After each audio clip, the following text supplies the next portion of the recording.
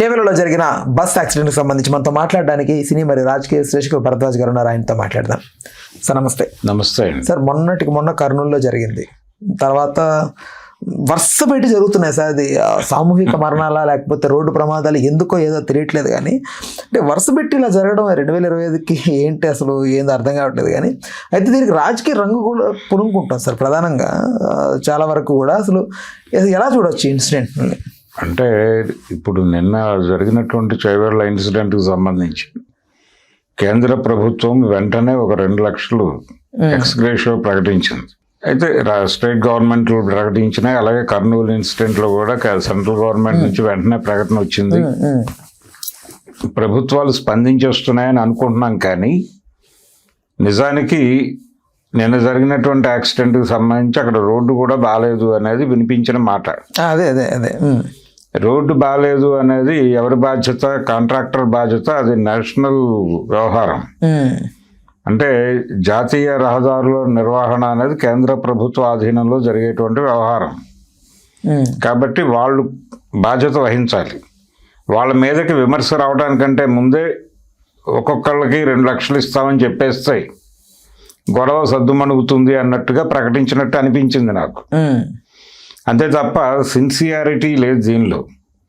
అంటే అక్కడ ఏం జరిగింది, ఎందుకు జరిగింది అనే దాని మీద చర్యలు తీసుకోవాలి కదా వెంటనే. ఎందుకు ఇంత డిలే అయింది? ఆ డిలే అంటే అంత బాగాలేనివి, అంత యాక్సిడెంట్ జరిగే అంత పరిస్థితి ఉన్న రోడ్లోకి మీరు ట్రాఫిక్ ఎలా అలౌ చేశారు? తర్వాత ఇందులో రకరకాల ప్రభుత్వ విభాగాల వైఫల్యాలు కనిపిస్తున్నాయి స్పష్టంగా. ట్రాన్స్పోర్ట్ డిపార్ట్మెంట్ ఏం చేస్తుంది, అసలు ఆ కండిషన్ ఏంటి, దానిలో ఆ లోడ్ ప్రాపర్ లోడేనా అది? అంటే ప్రతి వెహికల్కి ఒక లిమిటేషన్ ఉంటుంది లోడుకు సంబంధించి. కంకర వేసుకొస్తుంది, అది కంకర విపరీతంగా లోడ్ చేసుకుని ఇన్ టైంలో డెస్టినేషన్ చేరాలి అనేటువంటి ప్రెజర్తో బయలుదేరి వేగంగా వచ్చి అన్కంట్రోలబుల్ సిచ్యుయేషన్లో బ్రేక్ వేసి ఆ బస్సు మీద పడ్డాడు. వెళ్ళి పడడంతో ఏం జరిగింది, ఆ బస్సు కిటకిటలాడుతోంది. 70 మంది పైన ఉన్నారు ఆ బస్సులో. అంటే కూర్చున్న వాళ్ళు మాత్రమే కాదు, నుంచున్న వాళ్ళు కూడా ఉన్నారు అక్కడ. ఎప్పుడైతే బస్సు ఇలా టెంప్ట్ అయిందో ఒకళ్ళ మీద ఒకళ్ళు పడ్డారు మనుషులు. ఈ వీళ్ళ మీద కంకర పడింది. దాంతో ఈ ఫస్ట్ లేయర్లో ఉన్న వాళ్ళందరూ చచ్చిపోయి ఉంటారు కదా. అవును. అందుకని 24 దాటింది ఇప్పుడు నెంబర్. ఇది ఎక్కడికి చేరుతుందో అంచనాలు లేవు ఎవరికి. నెమ్మదిగా కొంతమందిని తీశారు, హాస్పిటల్కి పంపించారు, ఇదంతా జరుగుతోంది. కానీ ఇక్కడ ఎవరు బాధ్యత వహించాలి అంటే కేవలం ఈ టిప్పర్ డ్రైవర్కి క్లెయిమ్ చేసి వదిలేస్తారా? టిప్పర్ డ్రైవరు లేకపోతే ఆర్టీసీ బస్సు డ్రైవరు వీళ్ళందరినీ తీసుకెళ్ళి కోర్టులో పెడితే ఒక ఫార్మల్ యాక్సిడెంట్ కేసు బుక్ చేసి వాళ్ళు దీనిలో బెయిల్ తీసుకుని బయటకు వచ్చేసి అది 7 ఏళ్లకో 8 ఏళ్లకో ట్రయల్ జరిగి సరైన సాక్ష్యాధారాలు లేవని కేసు కొట్టేయచ్చు. వీళ్ళు ఈ లోపల సస్పెన్షన్లో ఉంటారు. ఇప్పుడు ఆ టిప్పర్ డ్రైవర్కి ఉద్యోగ భద్రత ఉందని నేను అనుకోవడం లేదు, కానీ ఆర్టీసీ డ్రైవర్కి ఉద్యోగ భద్రత ఉంది. సస్పెన్షన్లో అతనికి సగం జీతం వస్తుంది. కేసు కొట్టేస్తే ఈ బ్యాలెన్స్ అంతా కలిపి ఒకసారి వస్తుంది అతనికి. సో అతను బాగానే ఉన్నాడు. అలాగే కర్నూలు ఇన్సిడెంట్లో కూడా డ్రైవర్లు క్లీనర్లు వాళ్ళ మీద నెపం నెట్టేశారు. వాళ్ళు ఎంత దారుణంగా వ్యవహరించారంటే ఆ బైక్ను గుద్దినప్పుడు ఇమ్మీడియట్గా ఆపి ఉండాలి, బండి ఆపలేదు. కొంత దూరం దాన్ని ఈడ్చుకెళ్ళింది. అది మంటలు దాని నుంచి మొదలై అంటుకున్నాయి బస్సుకి. మంటలు అంటుకున్నాయి అన్నప్పుడు బస్సు ఆపేసి ముగ్గురు దిగిపోయారు సేఫ్గా. మరి దిగేటప్పుడు ఆ లోపలికి వెళ్ళే డోర్ బోల్ట్ తీసేసి వాళ్ళని అలర్ట్ చేసి వెళ్ళాలనే ఇంగితం ఉండాలి కదా వాళ్ళకి. అదే ఆ ఇంగితం లేకుండా ఎందుకు చేశారు ఆ పని?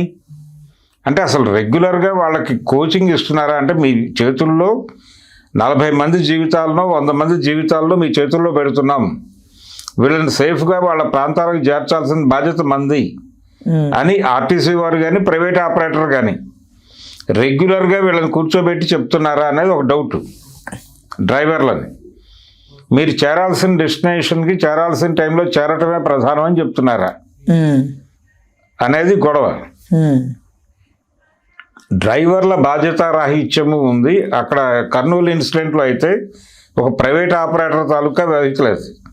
ఆ ప్రైవేట్ ఆపరేటర్ కూడా దీనిలో మెంబర్ అయి ఉంటాడు. మెంబర్ అంటే ఇన్ ది సెన్స్ అక్యూజ్డ్ జాబితాలో, నేరస్తుల జాబితాలో అతన్ని కూడా జమ చేయాలి.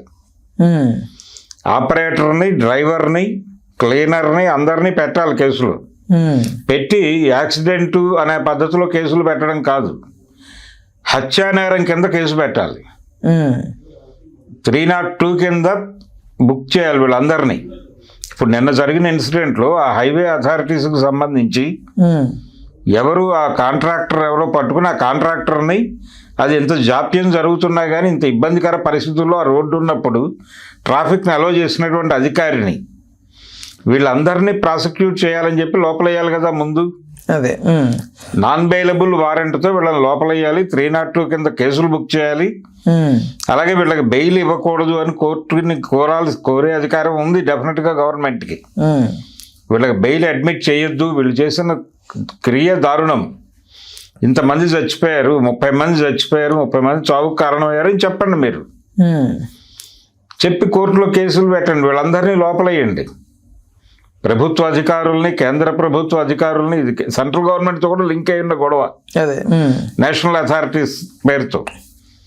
కాబట్టి అక్కడి నుంచి కూడా కొంతమందిని అరెస్ట్ చేసి వీళ్ళందరి మీద హత్యానేరం కింద కేసు బుక్ చేసి బెయిల్ లేకుండా ఈ కేసు ట్రయల్ జరిగే వరకు బెయిల్ వద్దు, ట్రయల్లో జడ్జి గారు ఏం ఫీల్ అయ్యి జడ్జిమెంట్ ఇస్తాడో ఆ జడ్జిమెంట్ మీద కమిట్ అవుదాం అని గవర్నమెంట్ జీవో ఇవ్వచ్చు. కానీ అలా ఇచ్చే అవకాశం ఉందా అనేది ప్రశ్న. అంటే లాలూచి పడిపోతున్నారు ఎక్కడికక్కడ. లాలూచి పడిపోయి వాడికి ఇబ్బంది కలగని పరిస్థితులు క్రియేట్ చేయటం వీళ్ళ బాధ్యతగా భావిస్తున్నారు గవర్నమెంట్ నుంచి. ఎందుకు భావిస్తున్నారు అలాగా అంటే ఏమాత్రము బాధ్యత అక్కర్లేదు. మనకి జనాలు షార్ట్ మెమరీ, ఈరోజు జరిగిన ఇన్సిడెంట్ రేపు మర్చిపోతారు కాబట్టి ఇబ్బంది లేదు అని అనుకోవడం వల్ల జరుగుతుంది ఇది. కాబట్టి జనాలు చచ్చిపోవాల్సిందేనా? మీరు ఆ 2 ఇన్సిడెంట్ల గురించే మాట్లాడారు. అదే నిన్న ఒక ఇన్సిడెంట్ జరిగింది ఏలూరు దగ్గర ఎక్కడో, మళ్ళీ ఈ రోజు ఒక ఇన్సిడెంట్ వచ్చింది. 2 ఇన్సిడెంట్లు ఈరోజు. అంటే వరుసగా జరుగుతున్నాయి. ప్రాణ నష్టం ఒక చోట 3 అయితే, ఇంకో చోట 4 అయితే, క్షతగాత్రులు అనేక మంది హాస్పిటల్స్కి పోయారు.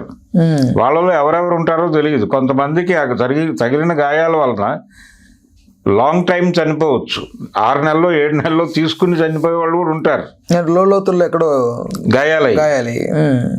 కాబట్టి వీళ్ళందరి చావులకి ఎవడు రెస్పాన్సిబుల్? భగవంతుడు డిసైడ్ చేశాడు, ఫెయిట్ అంతే, వాళ్ళ అదృష్టం అంతవరకే ఉంది అని సమాధానం చెప్పగలదా ప్రభుత్వం? ముందు సంబంధిత అధికారులు ఎవరు, దాని మీద ఎంక్వైరీ కమిషన్ వేయాలి. ఈ ఎంక్వైరీ కమిషన్లు వేయటం మాత్రమే కాదు, ముందు అక్కడైతే ఆపరేటర్ని అరెస్ట్ చేయాల్సి ఉంది కర్నూలు ఇన్సిడెంట్లో, కానీ పట్టించుకోలేదు. డ్రైవర్ వెతుకులాట జరుగుతోంది. డ్రైవర్ మీద వేసేసి ఆ డ్రైవర్కి కూడా కింద తాగి నడుపుతున్నాడు బండి. ఆ తాగి నడుపుతున్న బండి అంటే 2 వీలర్ తగిలి ఈ ప్రమాదానికి గురైంది. 2 వీలర్ లాక్కుని ఎందుకు వెళ్ళావు నువ్వు? తగలగానే ఆపాలి కదా బండిని, ఆపి దింపేసి ఉండాలిగా జనాల్ని. ఎందుకు చంపాలా? నువ్వు ఎందుకు ఈడ్చుకెళ్ళావు మంట వచ్చేదాకా? కాబట్టి అక్కడ ఆపరేటర్లు డ్రైవర్లకు చెప్పడంలో ఫెయిల్యూర్ ఉంది. అంటే బాబు మీరు ఒక్కళ్ళే కాదు, మీ సొంత వెహికల్ కాదు ఇది. మీరు ఏ స్పీడ్లో వెళ్ళాలన్నా, ఏ నిర్ణయం తీసుకోవాలన్నా, ఎక్కడ షార్ప్ టర్న్ తీసుకోవాలన్నా నా వెనక 40 జీవితాలు ఉన్నాయనే స్పృహ నీకు ఉండాలి. మీరు ఒక్కళ్ళు అయితే తిప్పుకుని వెళ్ళిపోవచ్చు, ఒకవేళ పడితే మీకు మాత్రమే బాధ్యత ఉంటుంది. ఈ 40 మంది జీవితాలు, ఈ 70 మంది జీవితాలతో మీకేమిటి సంబంధం? వాళ్ళని చంపే అధికారం ఎవరిచ్చారు మీకు? ఇప్పుడు ఎవరినైనా చంపాలంటే ఒక బస్సు ఎక్కించి టికెట్ కొనిస్తే వాడు వెళ్ళిపోయేలా కనిపిస్తున్నట్టు.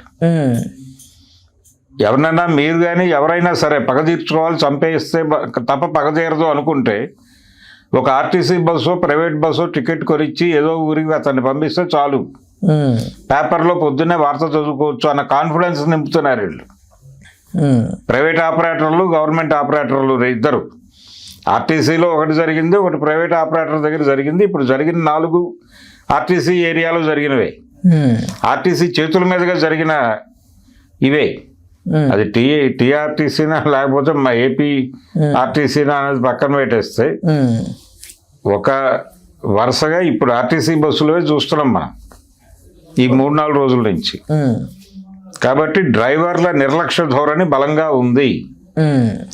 అలాగే ప్రైవేటు ఆపరేటర్లు మాత్రమే కాదు, ప్రైవేట్ ఆపరేటర్లు అంటే అందరూ వస్తారు. అక్కడ డివైడర్ ఉండాలి కానీ డివైడర్ వేయలేదు, రాజకీయ ఇది వల్ల ఎక్కడ వేయలేకపోయారని ఇంకొక వర్షం. అయితే రాజకీయం ఎవరినైనా పట్టుకొని ప్రాసిక్యూట్ చేయాలి కదా. ముందు మీరు 100 స్పెక్యులేషన్స్ వస్తాయి, డివైడర్ లేదని, అక్కడ రోడ్డు పాడైపోయి ఉందని, దానికి ఆల్రెడీ కాంట్రాక్ట్ పిలిచారని, వాళ్ళకి మొబిలైజేషన్ అడ్వాన్సులు కూడా వెళ్ళిపోయినాయని 100 మాట్లాడుతున్నారు. ఇవన్నీ కాదు, చనిపోయిన వాళ్ళు చనిపోయారు అని కనీసం గుర్తిస్తున్నారా మీరు? గుర్తించినప్పుడు ఇమ్మీడియట్గా అరెస్టులు ఎందుకు జరగలేదు? ముందు ఆ డ్రైవర్ని, ఆ టిప్పర్ డ్రైవర్ని, వీళ్ళని అందరినీ తీసుకెళ్ళి లోపల పెట్టాలి. ఆ టిప్పర్ ఎవరిదో కనుక్కొని అక్కడి నుంచి కదా జరిగింది గొడవ. మీరు ప్రాపర్ లోడ్తో వెళ్తున్నారని అనిపించటం లేదు. అది చూస్తే కొంచెం ఎక్సెస్ లోడ్తోనే వెళ్తున్నారు. అది ఎక్కడో మిస్ఫైర్ అయింది, కట్ అయింది, మీద పడింది. వాళ్ళు బస్ మీదకు ఒరిగింది, బస్సులో ఇందులో కంకర అందులోకి ట్రాన్స్ఫర్ అయింది. ఆ కంకర కింద మళ్ళీ చచ్చిపోయారు జనాలు అందరూ. ఎంత దుర్మార్గం, ఎంత విషాదం ఇది. అవును. కాబట్టి వాళ్ళకి ఏదో ఇన్సూరెన్స్ డబ్బులు వస్తాయి, లేకపోతే గవర్నమెంట్లు ఇచ్చే ఎక్స్గ్రేషియోలు వస్తాయి, ఇవన్నీ మాటలు కాదు. మీరు నేరస్తుల్ని ఆల్రెడీ పబ్లిక్ డొమైన్లో రకరకాలుగా మాట్లాడుకుంటున్నారు. ఈ మాట్లాడుకున్న మాటల నుంచి మీకు ఎవరు చేసుంటారో కొంతవరకు అవగాహన రావాలి. వాళ్ళని ఇమ్మీడియట్గా లోపలేయాలి కదా. ఆ కేసులో అయితే ఆపరేటర్ని లోపలేయాలి ముందు. ఇక్కడ డిపో ఇన్ఛార్జిని కూడా తీసుకెళ్ళి మాట్లాడాల్సిన అవసరం ఉంది.